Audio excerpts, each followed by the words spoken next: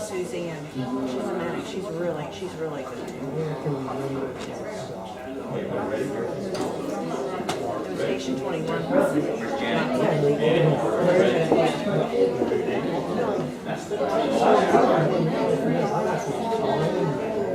Good evening, and welcome to the May 6th meeting of Rochester Village Town Council. If we have a roll call, please. Mayor Brown. Here. Vice Mayor Gerald. Here. Councilman Golsonane. Here. Councilman Mahang. Here. Councilman Rocket. Here. If you would stand for the pledge, remain standing for the invocation. I pledge allegiance to the flag of the United States of America and to the republic for which it stands, one nation, under God, indivisible, with liberty and justice for all. Heavenly Father, again, we ask for your wisdom and guidance in tonight's meeting, that we might keep civil, that you send us some rain, and we pray these things in your name. Amen.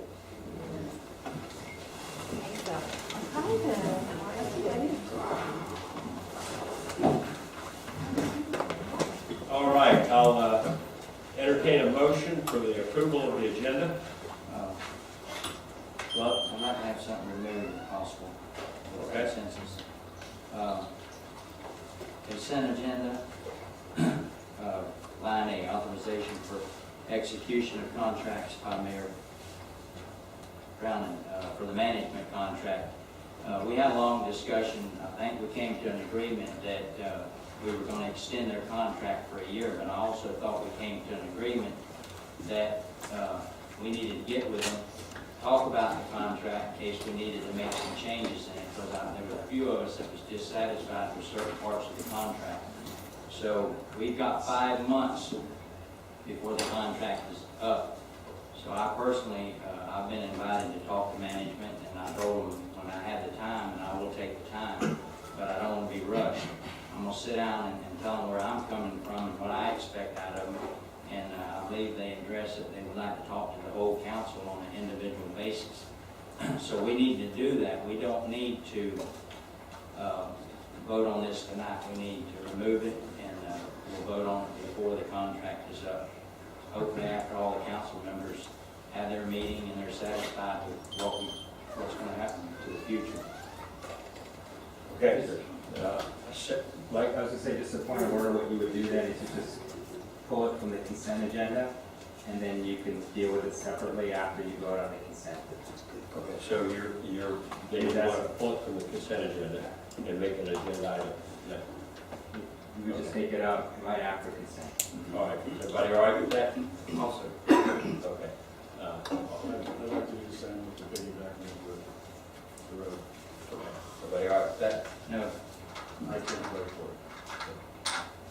Okay, well, Well, I think when you pull it, it's just going to be, if you pull it, it's just this top separate. so we don't need to. You don't need to. All right, so we're going to pull those two items. A1 pulled by Vice Mayor Gerald, A2 pulled by Councilman Golsonane, and then you just deal with the two of them after you vote on the consent. All right, sounds good. All right, so the consent agenda without those two items, I'll entertain a motion. Excuse me, Mr. Mayor. Mark, do we want to update the consent agenda with the dates on the minutes updated before we approve it? Well, that is, we do have an addendum for you tonight. We have the minutes for April 1st and April 15th. They are also on the consent agenda, and I guess the question is if you want to make that part of the approval. Well, the consent says April 10th, you just want to recognize Yeah, the I'll make April it 15th. 15th, yes. Right, that's it. Oh, I'm sorry. All right, so right now it's part of the consent agenda, correct? Yeah, Yeah, it's correct. right on here. And if we approved it, we wouldn't have approved it in the minutes. Oh, okay, okay. Yeah, she did that. All right, so with that change, I'll make a motion, including the items and the other two we made to approve the consent. all right, we have a motion to a second. All in favor of approval of the modified consent agenda, signify by saying aye. Any opposed, same sign. Motion passes. Then we need to move to the two items.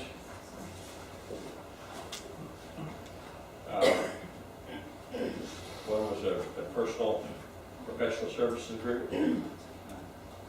Okay. And what do you want to do, Ron? Let me know. I'd like to pull it from the agenda tonight. I think this was a rush job because I thought Bill kind of understood understood at the last meeting that we did have some things we wanted to talk about and try and change it in the existing contract. And I don't think we gave direction that we wanted the approval tonight. Because like I said, I was approached by management. They would like to sit and talk with me and each council member and find out where we think they dropped the ball or what improvements we need before we come as a council and the public to talk about their contract. So definitely, I do not want to vote on this tonight. We've got 5 months until the contract is up.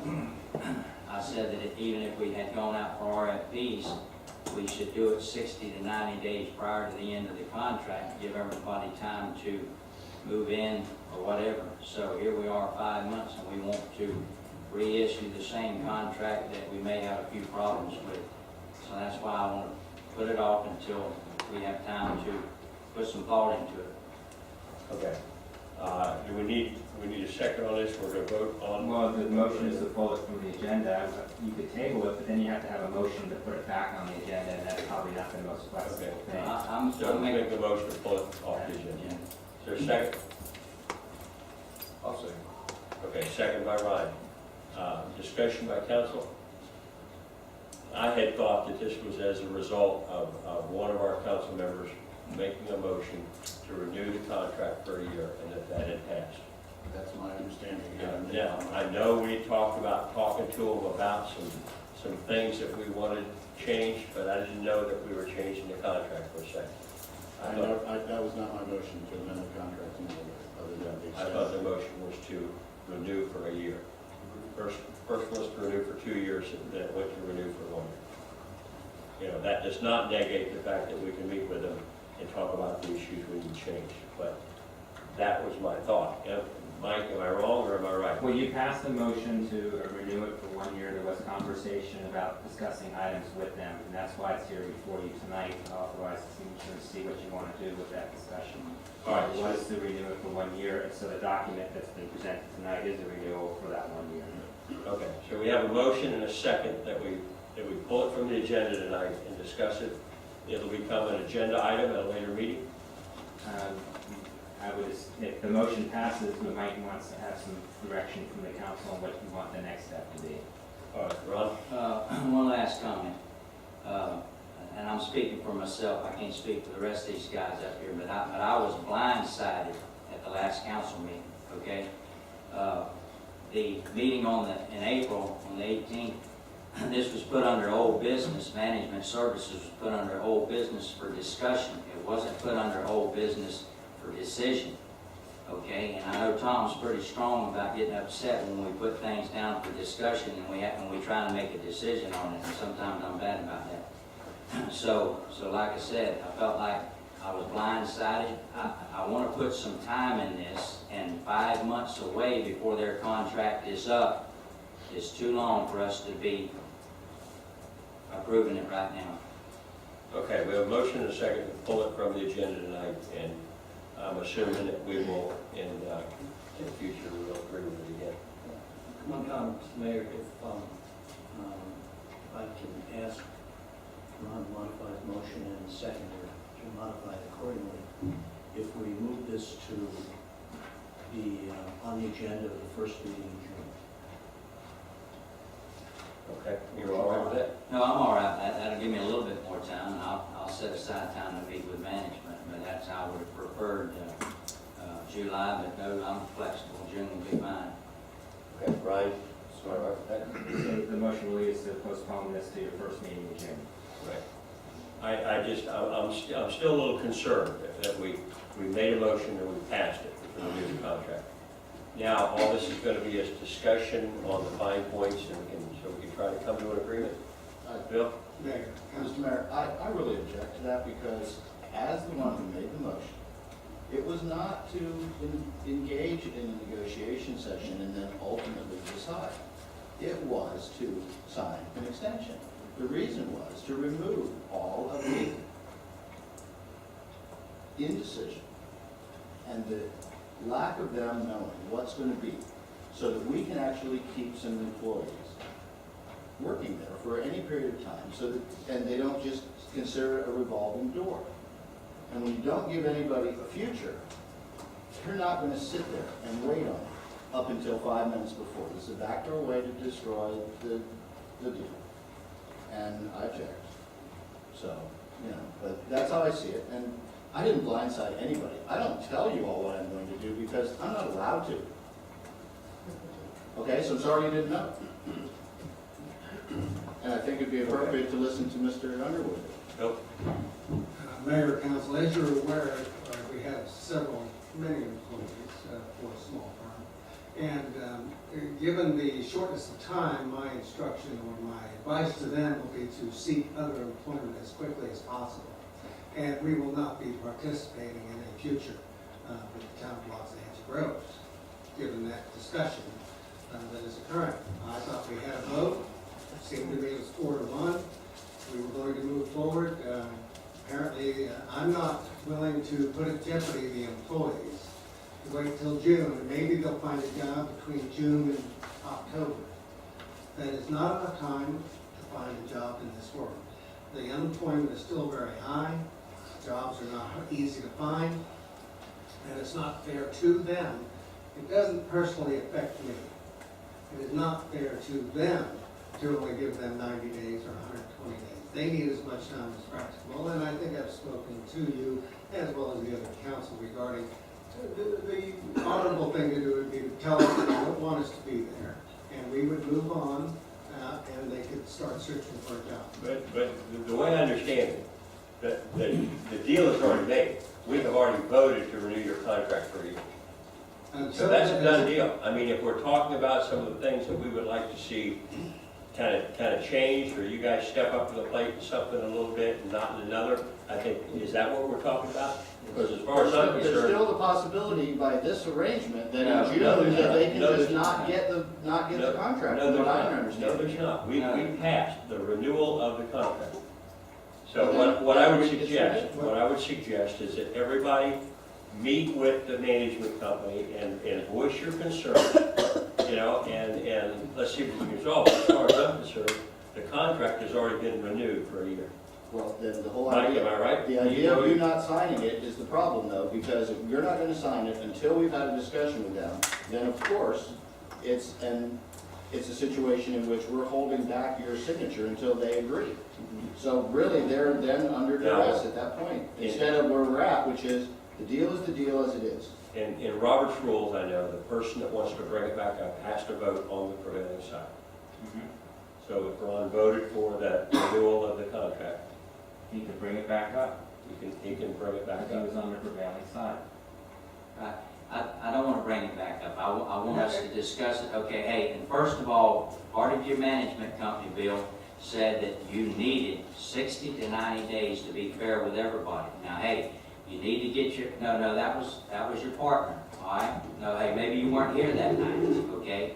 But no, it's on record, and I'm not gonna look at Well, it. it really Okay. doesn't matter. I'm telling you my Well, position and- as the owner of the company, Right, and- that that is the position we're going to take. Okay. I don't mind sitting down with each and every one of you and discussing particular items because you have a lot of garbage in that contract, personally. However, without a commitment by this council to move forward, there's no reason for me to sit down and discuss anything. There are things in there and I will help you with the next management. I'll tell you where you need to change your contract. I don't mind doing that, but I'm not going to be held hostage for another month to wait for a vote that's already occurred. No. Thank you, Bill. All right, we have a motion and a second, pull it from the agenda. All in favor, signify by saying aye. Aye. Those opposed to pulling it from the agenda? Aye. And I go with the, I do not want to pull it from the agenda. See how easy it was? Yes, therefore, it's still in the consent agenda? It's, no, now it's on, it needs further action of the council. At this Okay. point, either different action or some motion to give. All right, well, then I'll make a motion that we agree to my original motion. And just, you were Was it that authorized to motion sign. authorized the mayor to sign the document? That's for the correct. agenda? That is Any correct. second? Second by Ryan. Further discussion, all in favor, signify by saying aye. Aye. Any opposed, same sign. Passes 5-0. All right, moving to the second item. Second item, my objections are, as I have said before, I object to the piggybacking method for construction projects. I have nothing more to say on the subject, so we can proceed. I make a motion not to do this. Okay, the second? The second?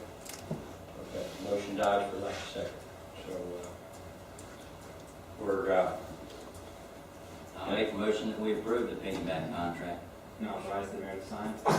Authorize the mayor to sign. the second? I'll second that.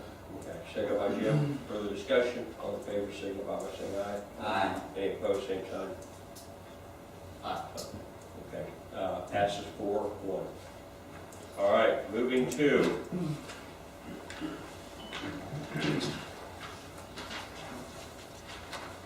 now I lost my oh yeah, public comments. Thank you. I've got David Self and Neil Inns. David, come on. Mayor, just to know, we do have them listed in the new business, the 10B, so. What's that? They're listed as new business in the 10B. I don't know if it's an issue. No, this is just public comment, right? Okay, all right. And let me clarify something, they are under 10B or whatever, okay. They can say what they gotta say, and I'll take it over when it comes to the agenda, because there's no reason for them to stay here all night, when basically we may not get anywhere, so just say what you gotta say, and I'll take care of it when it comes up. Okay, Mayor, Yes. Council, thank you for having Neil and I. Thank you, Mark. He did a little tour around to see the real world out there in 161st, and I think your eyes were opened, to say the least. I don't know what we can do as a solution. It's going to take some time. My thing would be go to the owners of the property, and I have the owners' tax appraisal right here. So that's my suggestion is, maybe approach them first. We have to approach them first anyway, when we do anything, Right. and unless there's a code enforcement issue. So I'm sure you will delve into that and see what you can do. But I just wanted to thank you for the town taking action and at least getting involved. That was an important thing. So thank you very much for. All right. Thank you. Neil? Mark, do you need a violation sign? Is that what you need to do? No, we actually have a violation signed by engineer. Hello, my name is Neil Letus. I live at 3989 First Church North. I'm Dave's neighbor. And I also want to, thank the mayor and thank the board for letting us speak. The issue is the illegal access that's going on. And I know that's nothing new to this board and to Waxahachie, but it's just really gotten out of hand. I mean, these cars, there's a freeway going from A Road over to 161st and 161st over to 162nd. That's just going from school to work and normal people. Then during the evenings, there's partying going on, there's a property over there, they're dumping, illegally dumping, they're doing things. The mayor came out, we rode around, me and Dave, we rode around, took a look at things. We noticed there were those speed signs up on 161st, nothing going on there. What really scares me, first of all, it's quality of life for me and Dave. People are coming through and stealing things and robbing things from us if we leave our gates open. But also, there's a speed problem. There's a lot of little kids running around, driving around. I'm scared that somebody's going to get hurt over there and killed because the traffic on that road is just unbelievable. I'm not in favor of big government. I'm not in favor of big government solutions. But I also agree with my neighbor Dave that maybe just a letter to whoever owns these properties, maybe, a warning. Hopefully we don't have to take the step of big government to come in and pass some kind of code or do something to put up barriers. But we got to make a step. We got to take a step forward. I know it's not a problem only to us, it's a problem to everybody out there. And thank you for listening. Thank you, Mayor, for coming out, appreciate it. That's a good man. I'm the mayor. Man, My apologies. That's all right. Tell everybody I was out there riding around. My apologies. No But thank you for problem. listening, and hopefully you can help us out and do something. Thank you. before y'all leave, I'd like to read this letter in the minutes, and this is from Dave Self. Basically, this covers the whole situation from their viewpoint. Rayside property has always been an issue with vehicle cutting through, motorbike racing, trucks, and late-night parties. This has gotten even more critical since A Road to 161st cut-through has developed over the past year. On 2.5 acres nurseries in between these said locations, and have safety issues with my employees, myself, dogs, almost getting run over by these people as I trailer my plants from one location to another. Traffic starts around 6:15 a.m. to 7:30 a.m., and that traffic is workers and high school kids. And continues, it picks back up again at 2:30 to 3:30 p.m. because they're getting out of school, and it's still a little bit early for the workers to go home. At around 4:30, the workers start heading home, so you got a second run of traffic. Traffic starts around 6:15 a.m. to 7:30 a.m. and continues at 2:30 p.m. to 3:30 p.m. On Friday nights, the trucks, noise, loud music, parties, alcohol, possibly drugs, and underage drinking happens. Begins at 10:30 until 2 a.m. or later. I've witnessed it at 3 o'clock in the morning because a neighbor called me, and I've always had good luck with the teenagers. I've asked them to leave, and I've been lucky they've left. I have asked them to leave, and some will not. I have also had theft at my number 2 location since the A Road cut-through began. I would like to make the owners of these properties aware of the liability if someone is injured or worse.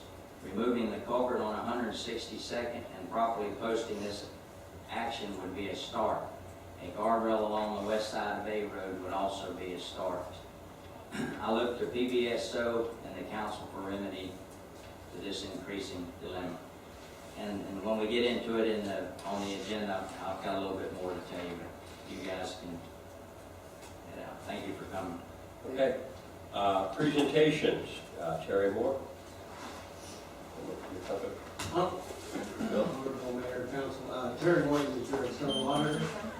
I'm pleased that he's here. He's going to give you a report. We have a letter here to be passed out. It's a report of how well and bad we did. I think it's all good.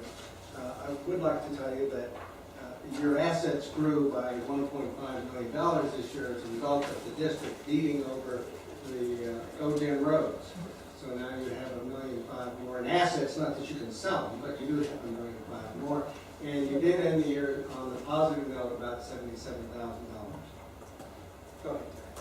Okay. Terry, welcome. I'd like to thank you for inviting me, and I'll keep it brief since Bill just went over half my presentation. He does that. But the letter he mentioned it's just a letter that we're required to give you according to auditing standards, and there's really nothing alarming or staggering in that. And as far as the statements as a whole, as in the prior year, you were awarded the Certificate of Achievement for Excellence in Financial Reporting by the Government Finance Officers Association. And what that means is your statement gets sent to 3 graders somewhere outside of Florida. They have a checklist where they go through here, and all 3 of them have to say, you've got a really good statement. So that's really something we should be proud of. And then on page 1 is where our report starts. And it's a little bit easier to read than it has been in prior years. We have headings now, so at least if you don't understand the accounting terminology, you can look at the heading and see what we're trying to say. And as in prior years, it is an unqualified, unmodified, or clean opinion. The statements are fairly presented in accordance with fairly accepted accounting standards. And after our opinion is management's discussion and analysis, and that's about 10 pages of just plain English charts and graphs, but really you can read that, and it'll tell you what the other 70 pages says, and something that's easy to understand. And then the first set of statements is on the entity-wide statements, and as Bill had previously mentioned, your assets grew there by about $1.5 million because of the roads. And really, that's the only difference between those statements and on page 15, which are your budgetary statements, which you usually see every month. And just quickly on page 15, in the general fund, you've got about $700,000 available. That's you can spend in future year budgets, and you've got about $1.4 million in your capital projects fund, and just under $900,000 in your transportation fund. So you're certainly, you've got some adequate reserves, but you just need to keep in mind we are in a coastal county, so I mean, one good storm comes through and those reserves can disappear pretty quickly. And on page 16, the income statement, in the general fund, you have about $70,000 of net income before transfers.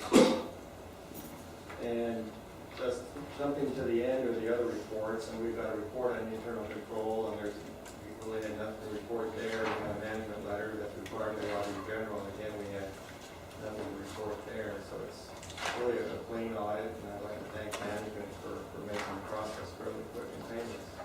Okay, thank you, Mr. Moulton. Ron?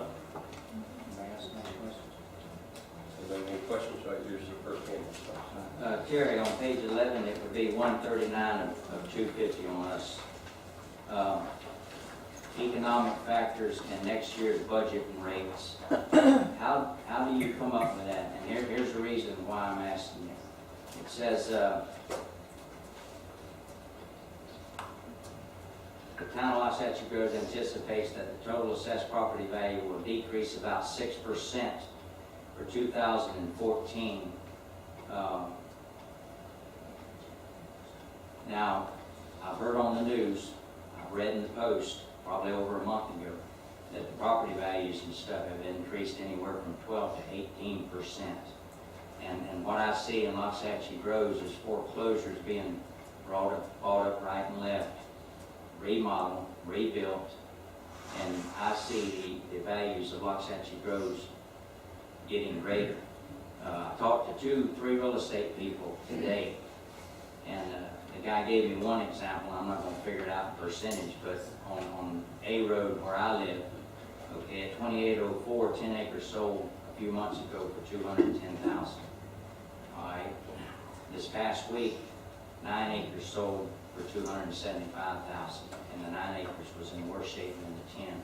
So that's, I'm asking real estate people, I'm listening to the news, and I'm not seeing where we should lose 6% in the next year. I think 2014 is going to be the best year we've seen in the last 6 years. So just help me out there. Well, this is actually management's discussion analysis, so we don't even give an opinion on this. So I think Mark. And Vice Mayor, let me add some comments, and I think Bill wants to jump in as well, but just to give you an idea, last year when we went to our annual city manager's meeting, Gary Nicholas provides a preliminary assessment and provides it to all the cities. And at that point in time, we were like in the top 10 as far as the cities that were moving forward, moving upward. And then, they warned you and they tell you very preliminary numbers, a lot of things can happen, and sure enough, when it came time to issue the actual numbers, we were one of 4 cities that lost that assessed valuation. So this year, I could tell you, went in late last month, they provided the numbers again, and right now we are looking at a 5.37% increase.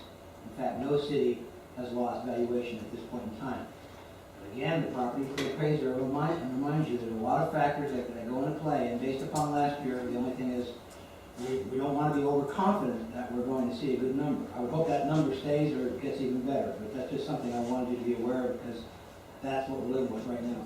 Bill, do you have anything else you want to say about that? Well, I think the issue with the mayor, council, and vice mayor is there was a huge swing last year from a positive number to a big negative number. That swing is smaller this year, and it's just an estimate to talk about the economic. I think 2014 is going to be good, but I think you're going to realize it in 2015. Those sales you're talking about, we'll actually see the benefit of that in the 2015 year. We won't see that this year. It'd be nice, but it's unfortunate. So it was just, we reduced the amount of the swing, but we had such a bad year last year, I just didn't want to be overly optimistic. Hey, Any other questions? Okay, thank you very much. Appreciate it. All right, moving to committee reports. Ms. Ryan? Elise? Oh, this is you. Hello, gentlemen. Agendas have been set and I'm back. There you go. Everybody got what they wanted and then they let me back. Okay. Virginia Standish Finance Advisory and Audit Committee. On April 28th, 2014, the Finance Advisory and Audit Committee met. Elections were held. Elise Ryan was elected new chairman. Cheryl Miller was elected vice chairman. The bank balance as of March 31st was $3,318,765.12. 50% of the year has elapsed. The general fund year-to-date received was 51% of revenue, again as of March 31st, and expended 44%, leaving an excess balance of $82,747. The committee approved financials 5-0 with classifications. The auditing firm of Nolan, Holt and Minor provided a positive report, as you heard, with no significant findings, and the auditor was very complimentary of town staff, which these days can be unusual. The software RFP was reviewed, and in addition, an assessment of town roads by Steve Yohe of the Loxahatchee Groves Water Control District and Perla Underwood, the town management team, was also presented. Thank you. All right, any questions for Virginia? I make a motion to approve the March 31st, 2014 financials. Okay, we have a motion, second. Second by Ryan, further discussion. All in favor, signify by saying aye. Aye. Any opposed, same sign. Thank you very much. All right, moving to item 7, ordinance. Mr. Mayor, members of the town council, this is for first reading of land development regulation relating to depositing of livestock waste in the town. I'll go ahead and read the title. An ordinance of the town council of the town of Loxahatchee Groves, Florida, relating to the use of livestock waste within the town, amending the town's unified land development code by amending part 3 entitled supplemental regulations, article 50 entitled public nuisance by adding a new section 50-035 to be entitled use of livestock waste, providing for definitions, providing that the use of livestock waste is public nuisance except as provided by the section, providing for registration of permits, requirements, limitations on delivery and use of livestock waste, providing for reporting notice requirements, providing for revocation of permits and enforcement, providing for conflict severability, codification, and effective date. This ordinance was prepared and was sent to the planning and zoning board, which provided comments, and you'll see it indicated in the comment notes on the ordinance, and also proposed changes to the ordinance based on those comments. Okay. Mike, the majority of this, all this underlined, where does this come from? Well, all we've underlined is new language proposed. Who proposed it? We prepared it. Who is we? Me. Mr. Mayor, my comment on this is it's really excessive regulation, not at all what I'm looking to see. Can't support it in the majority. I find it picks arbitrary numbers for no good reason. I believe it definitely interferes with the agricultural rights of the people who are receiving and have the manure.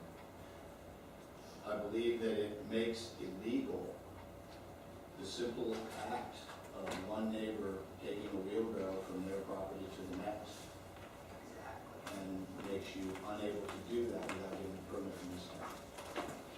And I think that is absurd. And I think that this town was not created to become a regulation nightmare. I don't believe that anybody wants to pay for it.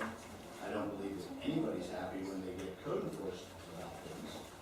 And we really ought to address the issue that this came up with, which was the calling into the town of manure from outside. Since that is illegal, you can't do it. That's the issue. If you want to start addressing each person's property and what's the environmental condition thereof, For one thing, you need to have a standard to begin with, which we do. So this entire thing, I think, is overreach. I think that it's invasive on people's ag. I think I've seen a banana plantation for sale on A Road because people realize that, maybe it's time to get out of ag. And then we'll get some people in here that would like to see a different Waxahachie. So if we want to drive agriculture out, this is a good first step. I don't think that this was what we had in mind. Look at all these pages. Look at all these things. Look at all this stuff. I don't know what all this is, but I know that we're going to have commercial haulers, and we can't, like I said, I can't move it in a wheelbarrow from one property to the other. I couldn't load up waste from one of the properties that I have my cattle on and move it to another that might want to put a garden in. I can't do any of these things, and I think that that's extremely restrictive. I don't think you can really affect me if I try as a bona fide agricultural operator, but I think that it does affect a lot of people. The guy, like I said, with the wheelbarrow who's moving it from one side to the other, and I think that this is what happens every time we try to solve a little problem, we try to make this gigantic government. We were created as you have mentioned, an exercise in doing it different. Isn't it? That's exactly what they do. Your Honor, if I can, to clarify and shed some light on Councilman Goldson's comments and what Mike had indicated. You may remember this ordinance we had to take to the P and Z board, as Mike had indicated, because it deals with a unified land development code. On April 10th, we did that, and the Planning and Zoning Board reviewed the ordinance and came up with these 14 items. In fact, the motion was by Board Member Harris to approval of 21404 as amended. Board Member Joey seconded the motion. Upon vote, the motion passed 5-0. Now, these were all their edits as a body. I'm not referring to those edits. I'm referring to the underlying body of this item, not these comments at all. My comments are, we don't need this. Okay. So, when all these comments came into play, I basically consulted the town attorney, because I did indicate to the Planning and Zoning Board that the town attorney was the primary drafter, and I left it to Mike whether he would accept these comments or not, or if he thought they were. That is why you see them called out. And just for your information, we also included the draft minutes so you could see exactly what the P and Z Board recommended. It starts on page 216 of your agenda pack. And so with that, Mike, I'll turn that over to Mike, because then Mike made the call on a number of these comments. Mike, just want to say, the genesis of this ordinance was the issue we had with the existing ordinance. And remember, we had to do two separate ordinances. We had to break it up for the haulers, break it up for the land use, and we talked about those concepts. So I don't want to leave an impression I did this in a vacuum. One of them could come straight back to you, and that was the haulers one, which you just completed. The other one had to go through the process because it was land development regulation. So, many of these regulations have the same definitions. We try to encapsulate all of our conversations. We had to remember we met with the Solid Waste Authority, we met with the State Attorney's Office, and we discussed these concepts with council. So whatever the council's pleasure is on this ordinance, we leave it to you. All I wanted to point out was what the purple meant was the comments from Planning and Zoning Board. And if you want to move forward with it, we have to address those comments. Okay, so all of that in blue and in purple, so planning and zoning. Those were to point out comments that Planning and Zoning Board had on the draft that was given to them to review. So they had 14, and the notes address and the changes reflect changes in the ordinance to address those comments. Mr. Mayor, could I illustrate just one example of arbitrariness? The property owner, this is any property, any size, may accept a maximum of 10 loads for a town limit. What if I have 100 acres? What if I have one? There's nothing to take into account. It's absurd. It's totally arbitrary. Why do we even bother to make up this kind of thing? It's not necessary. There's not that much animal waste generated within Waxahachie groves to get moved around. If it all went to one place, it wouldn't be a big deal. So why are we trying to make a problem into something that isn't? But we're making rules that will prevent little things from happening. People getting code enforcement. Once you're code enforced, that's what happens. And then you got to go through this one. God advanced that nobody needs to go through it. And we got to pay for it. this shouldn't be, there's too much government anyway. And, 200 pages to the ULDC, how many are we adding tonight? Another 13. So we just keep adding. The goal was to try to reduce, to try to limit the impact, and to try to be fair to folks, where agriculture didn't have a domination. But this is another situation where, yeah, if I want to load up a bunch of cow manure and move it around, I'm going to say I have freedom to farm with me. But somebody wants to just move their little bit, and they're going to get in trouble because they don't have their bona fide ag. I really think this is us intruding into stuff that doesn't solve the problem, but gets us all involved in people's things, and that's been my issue with all of this, that the town needs to be what it was designed to be. It wasn't designed to be more intrusive than the county. It wasn't designed to be more regulatory than the county. It was designed to let us live our lives, but we don't seem to be able to do that. We seem to have these meetings and propose all these rules and regulations on our thumbs, and I think that's improper. I couldn't vote for this at all. Okay, anybody else? Yeah, I recognize a lot of the comments and pieces of this that we talked about as a council. Came up in meetings that we were having. And certainly, you might point out, this is separation. You basically put two very different things together. One was to separate those that live in the town and knew that originated in town and that from the outside. We concluded there's no charge for the permit. That was a big issue that we touched on. So there's a lot of the stuff I recognize. And a lot of the things that I think that if you don't want necessarily manure dropped on your, or piled on your boundary to your property, it gives you some relief in that area. So there's a lot of those types of things I think that we did talk about. And, we can go through it and maybe pick apart some things that we want modified, which is what the P&Z board did. And the fact that it appears that most everything they recommended, Mike has included. And I have questions as to why on a couple of occasions he did not. But the P&Z went through the entire item and gave us their opinion, and they're not, first of all, they're not council members, and they come from various walks of life in the town, not even a dissension vote. So I've got to believe that some of this stuff is pretty good, that there's some areas that we need to address individually and modify them, and we address them and modify them. But at this point, I make a motion that we approve this ordinance. Okay, we have a motion to approve the ordinance. Is there a second? I second. Okay, Ron seconds it. Further discussion by council?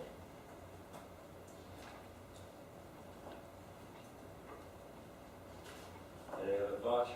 All right. I have nothing for the public. We have a motion and a second. All in favor, signify. Motion as presented with the changes as reflected on this document. Yes, that's what we have to present. Okay. Okay. All in favor, signify by saying aye. Aye. Any opposed? Aye. Okay, ordinance passes 3-2. Does pass. All right. So will be set for public hearing the next meeting or the first meeting in June. All right, moving on to administrative update. Mark? Thank you, Your Honor. First thing I wanted to mention to council was we did have an RABC agenda meeting, committee meeting on April 23rd, 2014. It was attended by Councilman Golson, Steve Yohe, and myself. Board Supervisor Snowball was absent. The essence of the meeting, however, revolved around a presentation made by Mr. Keith Harris as it relates to culverts in town and issues associated with them, and the gas tax and a couple other related items. After hearing his presentation, the IGC recommended that his item be added to your special meeting on May 20th when we're talking about the entire roadway issue in general. And that way he can also discuss his items. We felt that would be appropriate because the culverts road situation go hand in hand. So with that, we want to let you know that we're going to prepare the agenda and add his presentation or his comments to it for that meeting. The second item I wanted to bring your attention, we provided a copy to all you. On May 21st will be the annual installation of the Honorable Steve Wilson for the Palm Beach County League of Cities. We do have to RSVP by May 12th, and I just wondered if any of you are interested in going. If you need to RSVP, if you want. Anybody? If not, I will attend on behalf of the town, unless you don't want me to go. It's up to you guys, but that's, all right. That's fine. Next item, the gas tax maps, as you know, we discussed those. We did get the letter out to the county in time, the 29th, you know, the deadline was the 30th. I did call Mike Sadowski, because I know Councilman Roth had asked if we can, in some cases, notify some of the folks. And we're still in the process of doing that, and I did indicate to him that there were a couple of issues that we were also dealing with, looking at, and although we had to get the map and its contents into him by that deadline, he said roughly that he has another 2 weeks where if we have something that needs to be changed or something that comes up, we can still let him know. So we do have that wiggle room, we're continuing to work and making sure that, you know, we address that issue.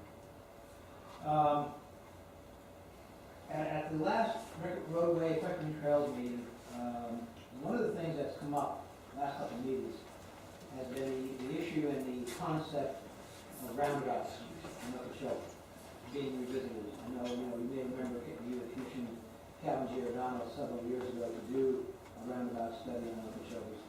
The roadway committee is collectively thinking that that is an idea that should probably be vetted and looked at again.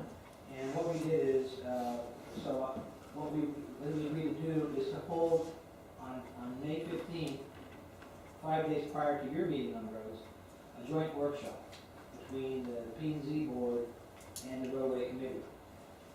It will be a regular, they'll start with a quick regular meeting of the planning and zoning board to have them do their chair and vice chair for the new year. They have one tabled item that they have to dispose of, and then we will go into a joint workshop with both entities with the idea of talking about roundabouts and other comments that I felt will also be helpful to you. We can bring this information to you for the special meeting on the 20th related to roadways. So I wanted to make you aware of that. Also, in terms of, this is the time of year after you reconstitute yourselves, we then go forward and do the boards. The FAAC did their officers at their last meeting, and they basically, the new chair is Elise Ryan, and the vice chair is Cheryl Miller. Roadways and Equestrian Trails did theirs, and the new chair of that board is Keith Harris, and Joseph Siciliano is the vice chair. P&Z still has to do theirs, as I indicated, they'll do that on the 15th with their short meeting. That concludes my report. Michelle, any questions? Could you elaborate, what's the tabled item at P&Z? The table item is the issue of the, you may remember you directed staff to, and town attorney to do a change to the ULDC relative to gun ranges and all other aspects of the code that dealt with that particular subject. The P&Z board discussed that. Let me read their motion. I can tell you what the board member Joyce made a motion to table the ordinance, make corrections and bring the ordinance back for board review. Board member Harris seconded the motion. Upon the vote, the motion passed 5-0. In essence, the board discussed the various changes and the possibility that the town attorney may need to review this ordinance and compare it to state statutes 79033 and 79333 and the consequences of removing these items from the town's code. I'll just tell you that, again, and I've talked to the chairman about this, and I've reminded him in the past that the P&Z board has a tendency to like to table items in which they hold up the item.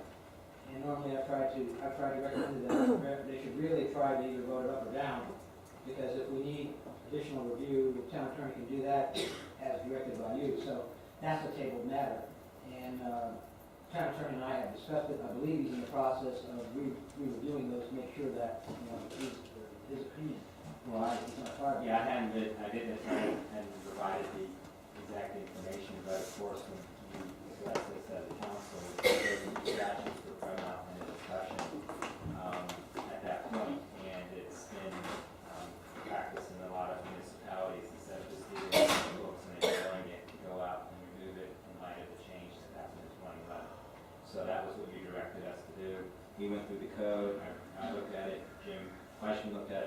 at to make sure we could capture the references to guns, gun ranges, even down to restricting parking spots in gun ranges, so that there would not be any ambiguity or compliance with those state statutes. And so that's what was presented to P and Z.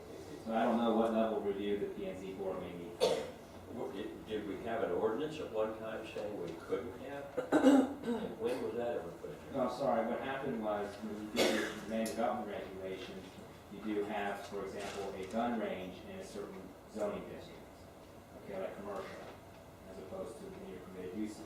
However, that's one of the areas that's been preempted with the change in the statutes. And you have,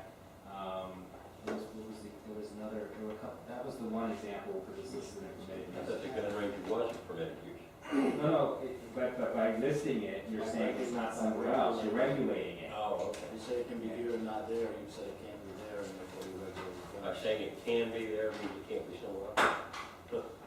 So, you know, and there was some other things, I can't remember what it The point was. actually is, the state legislature is Says the you person can't. who does the regulating, not us, so we should just back out of it.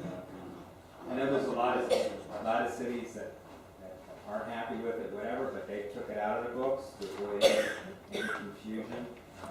I'll go through the change real quick. There was a change to 25/15 permitted uses. There was a change to section 80/40 archery and gun ranges. Change to 95/010, as Mike talked about, minimum parking space requirements. I think that was it, unless I missed it. So it's just, you Two know, changes to permitted uses, that's what it was. Okay, all right, Ron. Well, my question is, with the state changes and stuff, are you telling me that we can't have indoor gun ranges in Loxahatchee Road? no, you can't, they're not, it's, you know, they're saying what can or cannot happen with gun ranges. They're saying what can or cannot happen with guns. And the consequences for violating that are extreme in the 2011 law. And so, you know, I always caution you all to watch out for number one. Number one is your office and your individual. And this has sanctions on you as individuals and us as officers of the town if we were to violate that preemption. And so, at your direction, months ago, we went through the code to try to wash it clean of any references to guns, and that's what's presented. Okay. I would just like to, as a consensus, give the direction that the P and Z should make a decision one way or the other, and then we should move this forward so we can have a council vote one way or the other and move forward. You know, we have way too much talking, let's just make decisions. Okay. And this particular one is an easy one for me. Yeah, no, it's an easy one for me too. Keith Harris? Go ahead. Keith Harris, 2580 Searoom. In the P and Z meeting, there was a consideration of the Attorney General's opinion about gun ranges, and the verbiage indicated basically we didn't have to do anything, and that's what the board decided to table it, to have the town attorney look at it a second time, to ensure that the wording of the opinion would be of best use to the town. So. Okay, thank you. Yeah, just, you don't have to do anything. Right. It's in the books, you can just leave it alone, except that it's there. And, you know, you have a code enforcement or a planner, or somebody, you know, overlooks it, it just creates an opportunity. So, it's your, you know, your direction was to remove it. That's your prerogative as well. It didn't have to be done, we just can't follow it, but, I mean, my recommendation would be if it's preempted, why create an opportunity to have a problem? What do we need to do to make that happen? Because it's just in a bureaucratic limbo right now. Right now, it's been tabled by the P and Z board, so we have to, Well, we on don't the have to. 15th, get them to dispose of the item, so it comes to you, so you can take action. Okay. Can we take it up without the P and Z board doing anything? Well, at some point, if they're not gonna act on it, it can be interpreted as a recommendation, then I'll move forward. That's what's done in some, I guess, what I've done in other places. But typically, the boards will, you know, handle that after a postponement. Particularly, there's an explanation on the record tonight, more thorough explanation about the rationale for it. I would expect the planning and zoning board will, you know, All right, take so it up. it's not to step on toes, could we have it for the first meeting in June for a vote and have the planning and zoning make a decision in the meantime, or we will assume that their inaction is denial and proceed accordingly? Okay. I would As expect, consensus, let's do I would that. expect that can happen. I mean, their meeting will be the 15th, hopefully they will take action and you'll have it for your first meeting. All right. Everybody all right with that? Yep. appreciate the P and Z's, I'm not trying to step on you, I'm sorry. I appreciate the P and Z's opinion, but the Attorney General is not going to defend me when Rick Scott throws me out or when Charlie Chris throws me out, so we're not going to have that. Okay. Jim? My assessment is that if we put it on our next agenda this month, it's a quick up and down vote, 5 minutes, I'm all right with that. and you just get it done. They have a meeting on the 15th, we can have, That has to be a public hearing because you're changing the list of permitted uses, which is a notice requirement and whatnot, so. Do you have the time or not? What are you doing? You're doing, actually, you do two. Yeah, You do 5 a.m. Sunday. They just can't, yeah, we do, actually, we have, we could notice it, yeah. Is that our I meeting? say we go. Yes, we do. Yeah, I would say, check Second out meeting. Jim's idea, let's do that as soon as possible. let's get her done. Okay. Just a reminder, you haven't have to put anything else on the roadway issue, so. Okay. But it's Okay. But we thought this was going to be done, so I think this is something. Okay. So we'll get together notice, done. All right, Rod? Mark, just a quick question. Where are we with the invitation to bid for the drainage on the south side of Compton? We haven't done anything on that yet, that's the next thing that we're looking at. But again, I have to determine how we're gonna address that, because as I indicated to you previously, the town engineer has advised that the drainage solutions and concepts associated with the plans don't lend themselves to be addressed, doing it the way we're currently going about it, with the, North Florida doing the diversified work, and then having the district do a number of other things. Okay. But that's moving on to old business. This is about the speed humps. Yeah. I'm going home with eyes. Let me make this quick. Janet put in here in terms of description of old business. What we did is we approved a piece of what we had talked about in terms of our guidance for speed humps. We just talked about, we haven't officially said 1,000 feet. And I understand that, but what I'd like to do is make it a little more all-inclusive. And it pretty much follows what was written here, that we had talked about, for safety purposes, not put a speed hump closer than 100 feet to the end of the street. We also talked about setting some limit at how far away from the end of the street you would have it, because you don't want to give necessarily a running start that would make it too far away. The other thing we talked about was a range, depending on the speed humps would go on the road proper, if you will, not the entrance, but most of the road would be some variation depending on traffic. And specifically, the traffic coming off of Southern on B Road was what is important on my mind, that we make those more, there's more of those than there is on, say, North B Road, if we ever had that open, because you don't have the same traffic pattern. You do coming off, where our concern is coming off of Southern. But anyway, it doesn't have to be specific to any one road, but I think we need safety concern from the end of the road. You don't put it right at 100 feet, no closer, and then you can, don't put it too far away, because you give a nice suggestion of 300 feet. We can say here approximate too, it doesn't have to be exact. We can say approximately 100 feet from the end, and approximately no further than 300 feet. And then the spacing speed humps would be approximately arranged anywhere in terms of 500 to 1,000 feet. And that's all we have to do. That would be the All right. Is there a second to that? I'll say. Okay, second by Ryan. Discussion? I think that stands not to saying we're going to make speed humps 500 feet apart. That's why I cannot support that. I mean, I would support maybe something that says 800 to 1,500, but we're going to go so quick, Jim. You know it, you hate it. Why would we do that? And it's a lot of money, and we could save the money. And I honestly, and you can say it, that it's for speed reduction. I really don't. I don't see the benefit. I see that people who live on the road pay the price for other people's foolishness.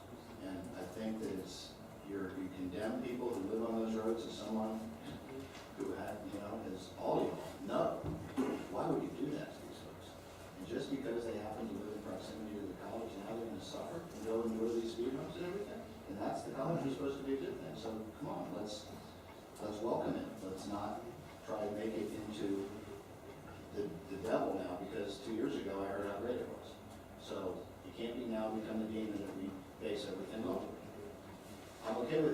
to 1,500. That would get him about halfway as far as he wants to go.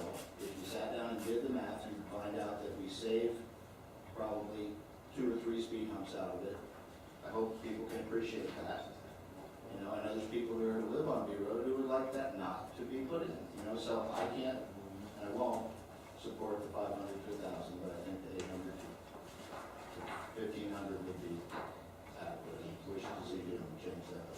Okay. We can go forward. All right, anybody else? Mr. Mayor. I'm kind of asking a question, but I want to try to answer part of it.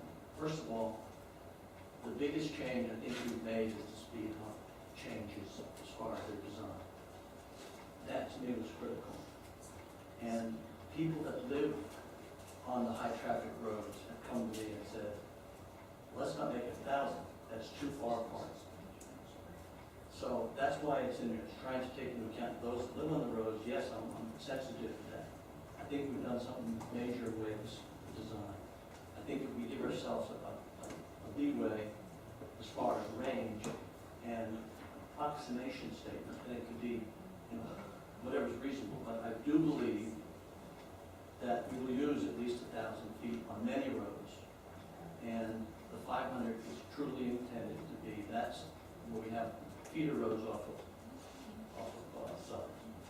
And when we get to each road, the council will put in specs what they're going to do. And that's why I'm going that route. We did talk about that in terms of a range. Okay, anybody else? I'd just like to say that there are many people who'd like to see speed bumps removed. People have heard say that.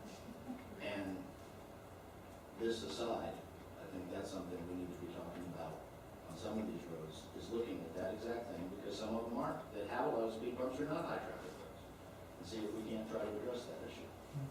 Meeting next Tuesday, but that's a few. But I can't support it at the 500, because I think that there will be those who would misuse that. Okay. Any other comments? Okay. Well, that's I agree with what Tom said, as far as some need to be removed.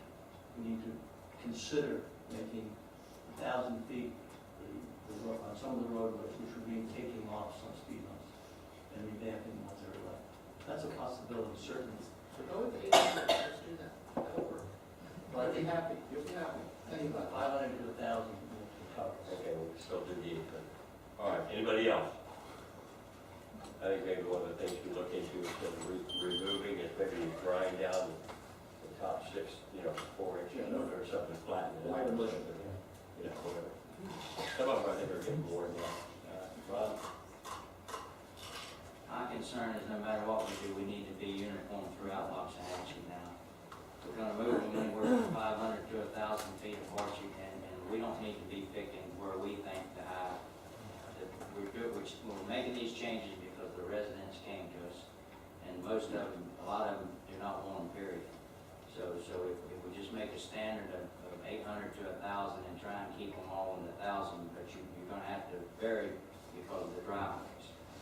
But if we make it 1,000 and everybody has the same on each street, if we have one street that's, they like to speed on, that's where we pay PBSO to come and stop them. Now, if you got them every 500 feet apart, it's gonna be hard for PBSO to get them speeding if they actually acknowledge the speed bumps. Now, the ones that speed, they don't care whether they're there or not. So we can cut down on the cost by keeping them 1,000 feet apart.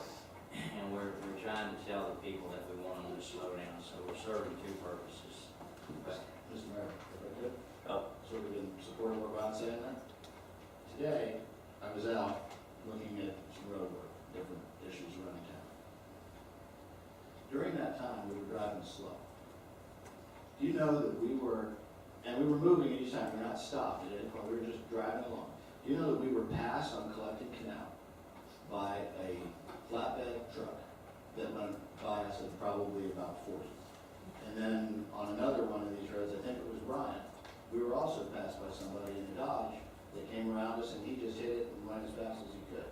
Now, how are you going to deal with people like that who believe that it doesn't matter, we're in their way, we're in their road, we need to get out and they need to go. So if that's what's happening, it don't matter how many speed bumps there are. You can put those ones like they got 3 in a row, you put them down the whole thing, and there's a whole open go on. So, anyway, you can't change people in it, you know? Yeah, okay. We have a motion, and we have a second. You want to restate your motion, Jim? Or is that what we have? Yeah, I'll restate the motion that the newly approved speed humps or speed tables the council has approved are installed on town roads no closer than 100 feet from the end of the street. That's approximately no closer than 100 feet from the end of the street for safety, and approximately no further than 300 feet from the end. And the spacing of the speed humps should be within a range of approximately 500 feet to approximately 1,000 feet to allow for more speed humps on higher traffic roads. Okay, we have a motion, we have a second. I don't have any other comment cards by the public. All in favor, signify by saying aye. Aye. Any opposed, same sign? Okay, passes 4-1. Moving to new business, interlocal agreement. Thank you, Your Honor. This is the agreement that I brought up during the manager's report in one of our previous meetings. One of the things you had asked Mike to look into was the ability of whether we can use the money for grants, and he'll report on that in a second. The genesis of this came up at an IGC meeting where the district had an interest in doing that, and I spoke to Steve Yowie today. I was under the impression that his board had approved it, but he couldn't confirm that today, so we're still looking. But in any event, in talking with the attorneys, if we're willing to accept this interlocal in place of the water control district, it's not a problem if we do it first and they follow up and approve it if they haven't done so. Basically, otherwise the attorneys have looked at it. I believe it's in order, and I'll turn it to Mike to tell you about his conversations with the county attorney. Yeah, the district, as you know, had an agreement for North Road improvements, and they were getting $40,000 for equestrian trails in the district. Is it wants to transfer that $40,000 to the town. The restriction on that $40,000 is it has to be for equestrian trails within that North Road project, which is described in the agreement that's attached to this.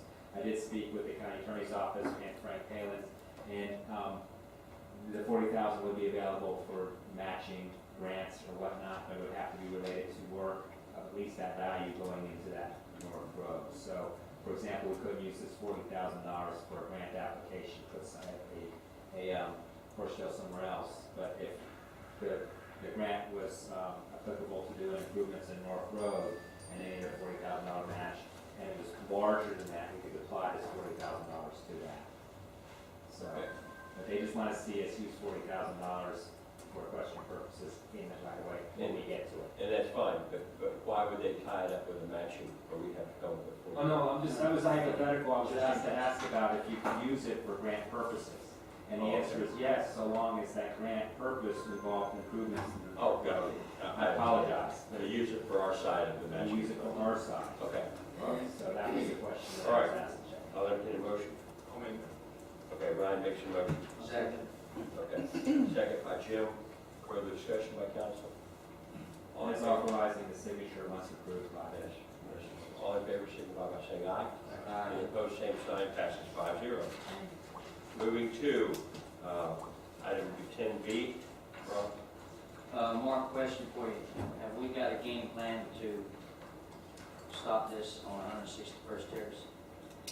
Well, in terms of the game plan, as both Neil and David indicated, Brady Garrett and I went out and we did see the extent of the two cut-through roads, 161st, 162nd, and 161st to, I guess it's 160th.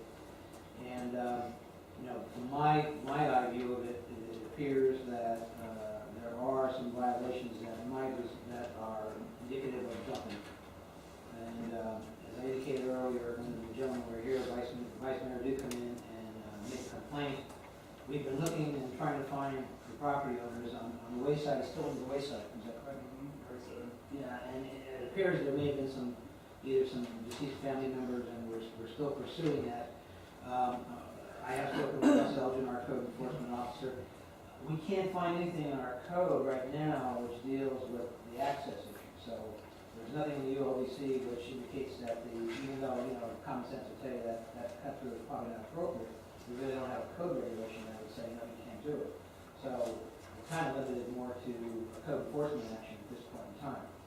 And, at some point, I'll be able to talk to Lieutenant Summers and see if, there's anything that PDSO can help us with. I know he's pretty busy working a couple items right now. And he's advising that he might need a little more time before he can address that. So we'll go ahead and based upon the vice mayor's complaint, we'll move ahead, as soon as we, we'll notice it to the best of our ability to who we think the owners are, and we'll move forward that way and see what happens. Okay.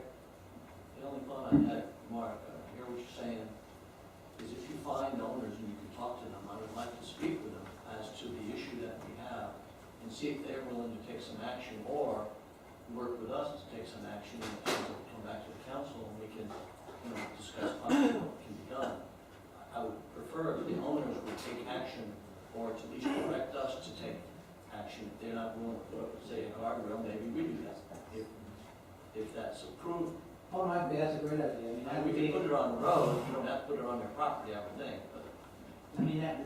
the code action starts the ball rolling with them, but I think the ultimate desire would be to establish a dialogue with them and see if they can shore up their own property and make sure that we don't have to cut through situation. Especially if somebody, you can't even find who may own it now, you may have deceased owners and the people that really own it may not know anything about what the property is or what's going on there. Like to give the opportunity. But then you do have some basis to move forward if you're not getting cooperation. Okay, Rob?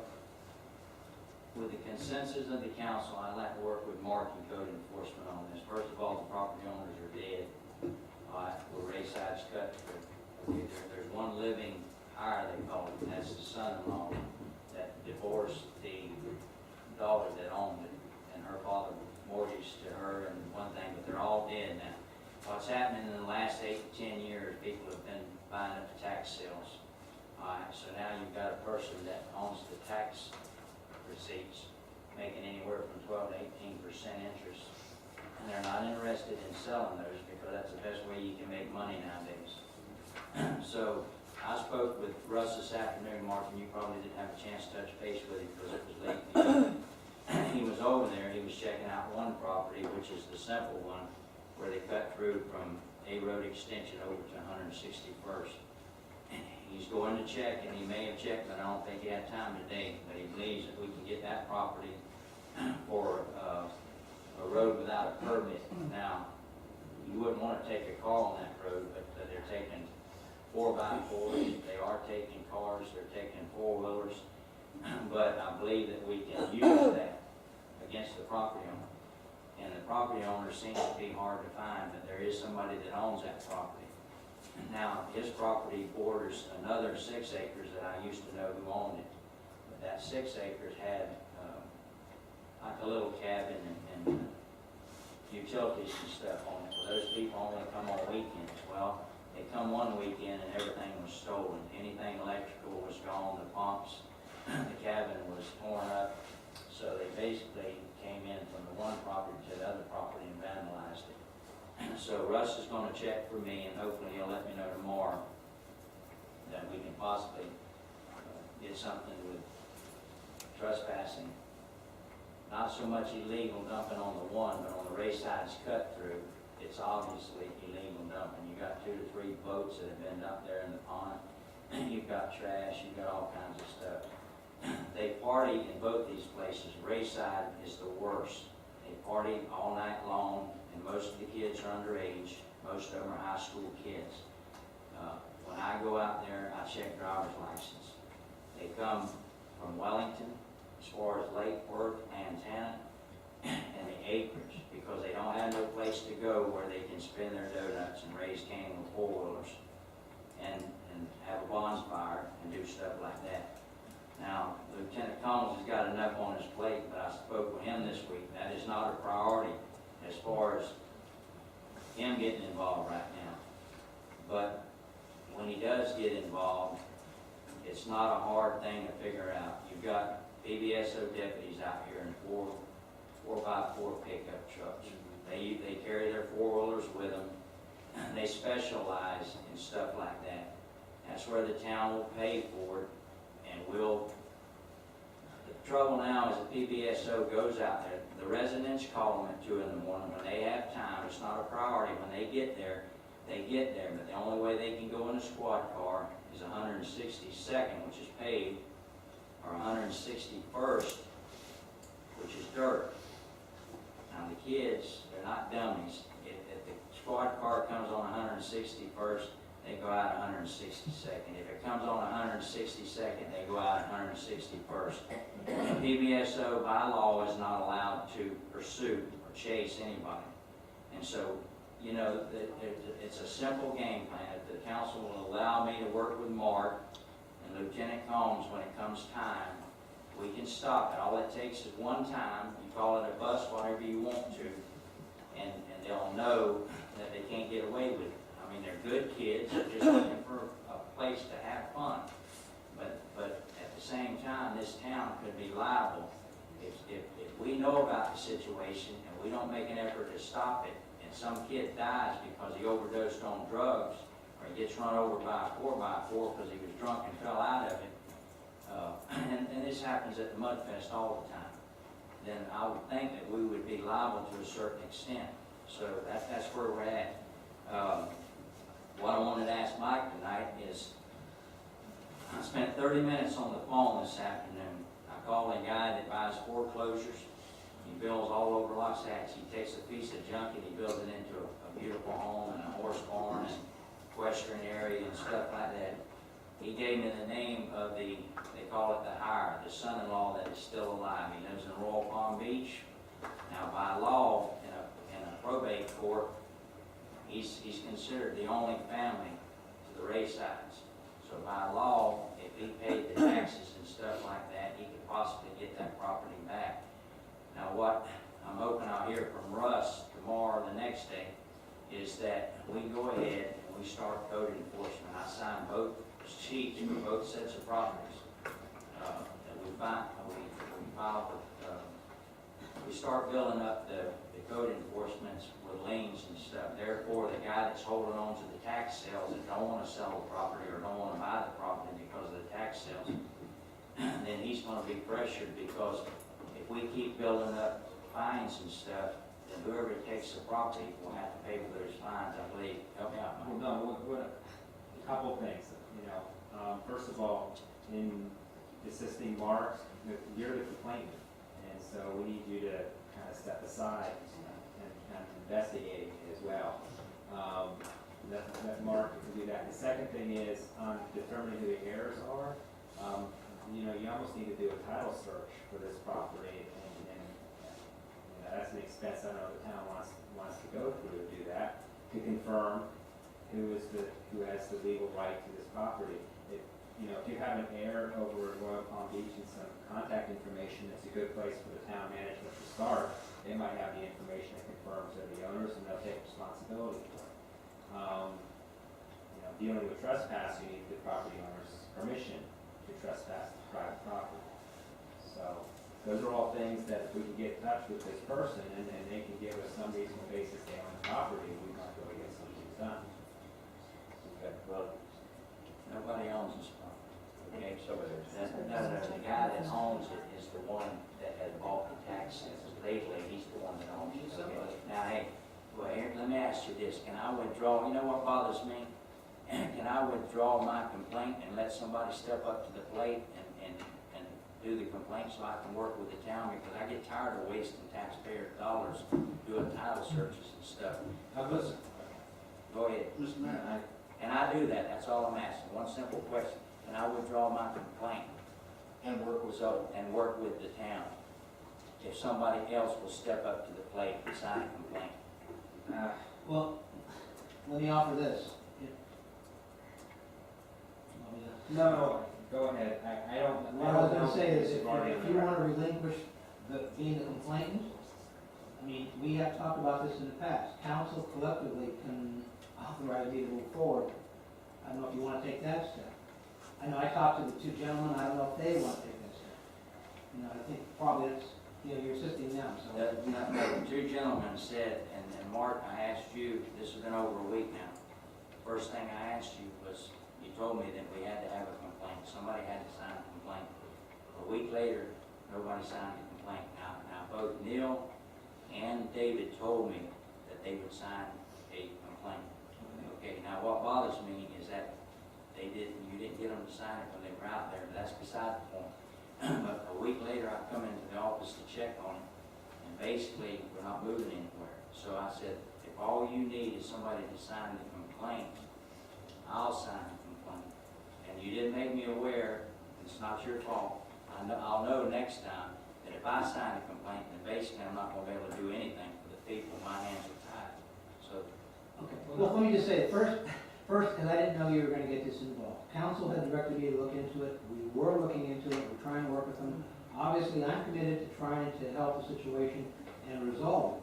But, you know, at the point, when Brady and I were out there, we indicated to both gentlemen that there are a number of things we'll look at, from doing the research to the owners, to the possibility that there could be a code enforcement complaint that we might need them to sign, to talking to PDSO and see what help they can give us. But you all know, I'm not in the business of trying to force people to do a complaint. If they don't want to do a complaint, I'm not gonna, I mean, I asked them to, and if they don't want to, I report it to you. So, I mean, there are a number of ways we can do you this. asked them and they turned you down? No, they just didn't indicate. They, Okay. yeah, I mean, they didn't say yes or no. I understand where Ron's going. I went through the same thing on my road.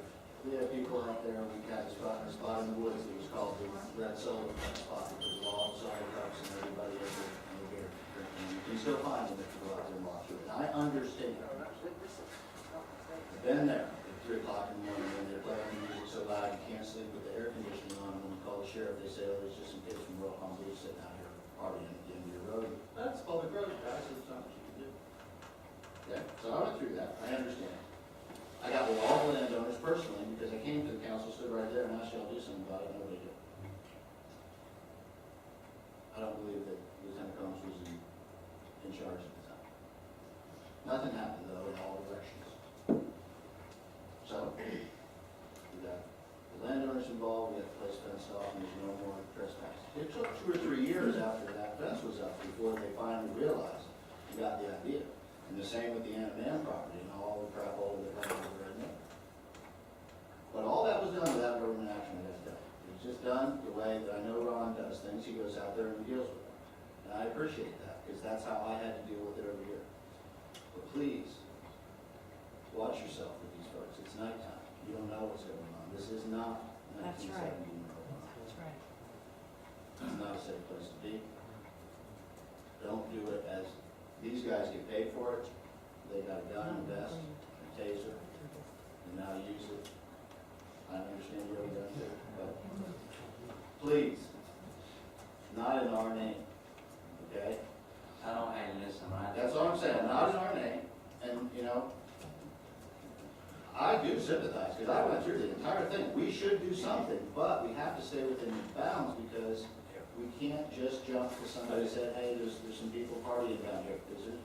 That goes on. I think the key is we've got to notify owners or find somebody that's an owner. If I understand the way the sheriff's department works, you have to have the owner that says, I don't want the people on my property, I will post in a trespassing sign. And that will give them the right then to come in and arrest somebody for trespassing. If there's not the signs, if there's not the person saying, I don't want the people on the property, there's really not much they can do. So, Yeah, I did suggest earlier, the last time this was brought up, that if that's our right of way in front of the place, let's put up the fence. And when somebody comes and tells us to take down the fence, say, well, you're the guy we've been waiting for, we file a code enforcement complaint. I think it passed and ran over the fences, but, it's easy. Both sides. but anyway, okay. So, Finish up. yeah. Mike, you want to say something? I know you do. No, it's this is a unique situation, but I think that it does take time for the town to do things, you know, and so, you know, if we have a lead on the property owner in Royal Palm, and that's the true property owner, you know, the best thing would be to get that person to step up and agree to the no trespassing, agree to secure those things on their own, or authorize the town, if we want to do it, for us to do it, they won't.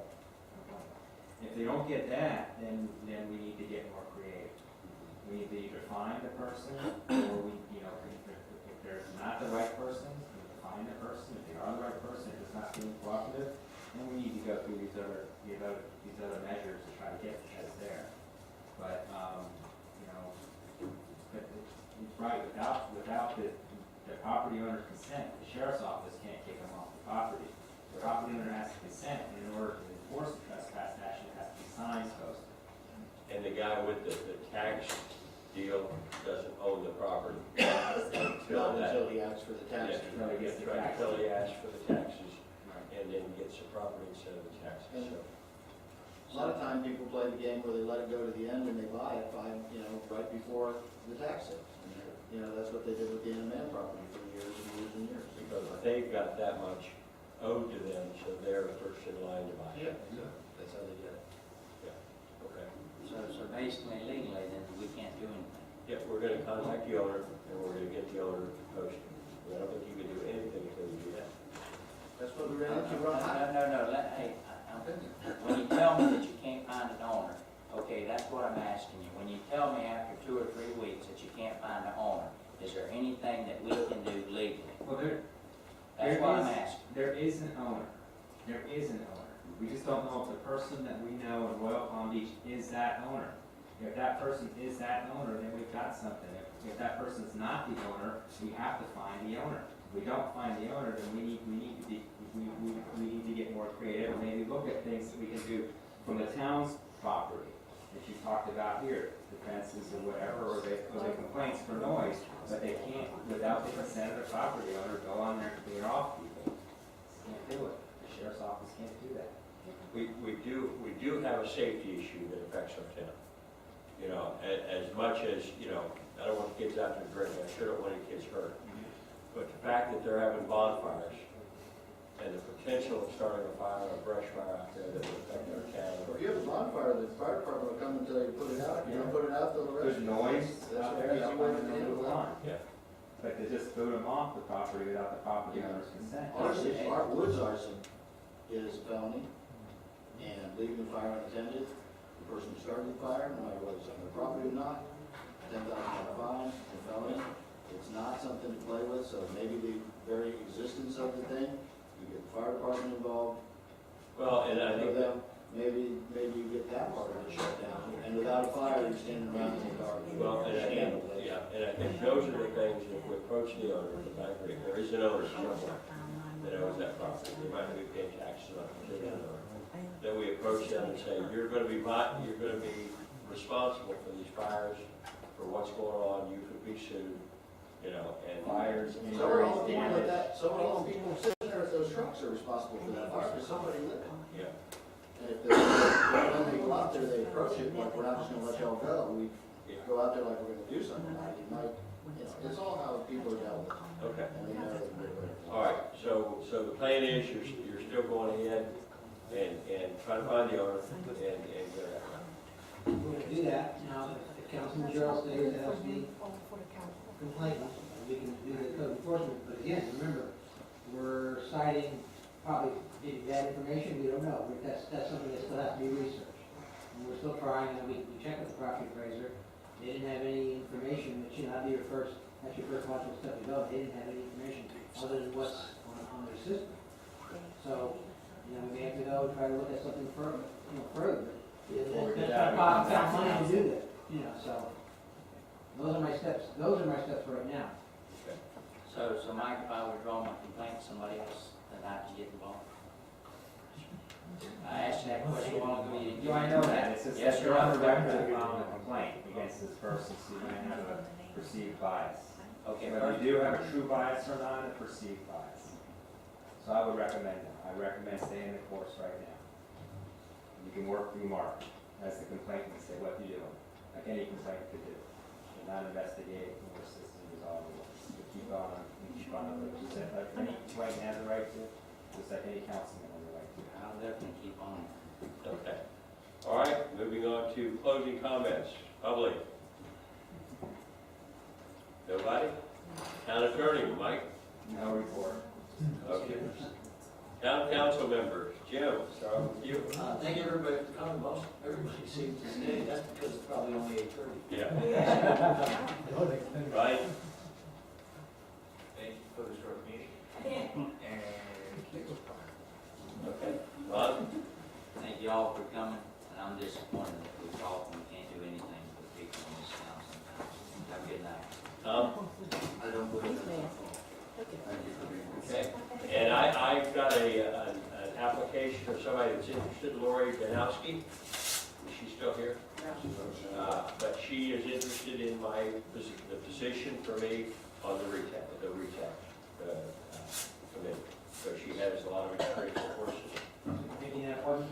So, what I'm gonna do is I'm gonna talk to her a little bit, I'm gonna call her, I met her tonight, and I'm gonna call her this week, but, preliminary, that she is my, Okay, and if we want to find out one appointment, we can do it for the first meeting. Retake, okay. the trails. Yes.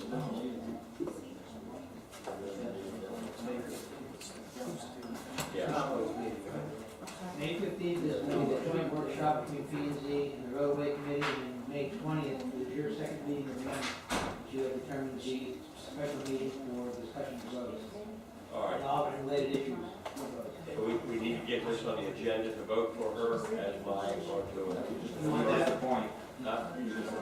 Okay, I'm gonna go ahead and appoint her so that she can attend that meeting. Everybody's all right?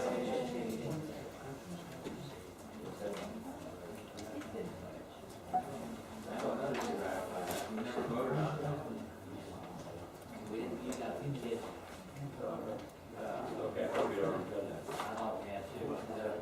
Did we finish with the notice to proceed on the 3 roads? In other words, notice to proceed for North Florida Holdings? I didn't issue the notice because we voted on it tonight. I mean, tonight, did we? Yes, tonight, yeah, I heard you authorizing the mayor to execute. It was Okay, okay. I didn't know. All right, motion to adjourn. Thank you all for coming.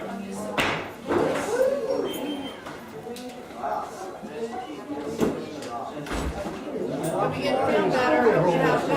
Yeah, it is. Good night. Good luck. Yeah, thank you. Something, yeah. Yeah.